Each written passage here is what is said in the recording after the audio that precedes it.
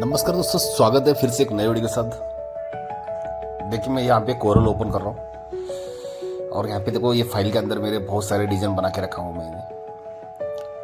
1200 से ज़्यादा डिज़ाइन है क्योंकि मेरे पास टाइम नहीं है कि इसको रिकॉर्ड करने के लिए। तो आज जो है मैं एक होलो में जो है एक 10-15 डिज़ाइन मैंने अच्छे से बना के रखा हूँ। इसमें से देखो एक जो एक नंबर है वो आपको मैं पीस के ऊपर डायरेक्ट आपको मैं दिखाऊंगा कि पीस के ऊपर कैसे चलता है। ये डिज़ाइन देख लीजिए, ये डिज़ाइन और ये जो डिज़ाइन है आप इसको एक साथ में पूरा फाइनल पीस कर सकते हैं। मैंने सिर्फ वन साइडेड किया इसको।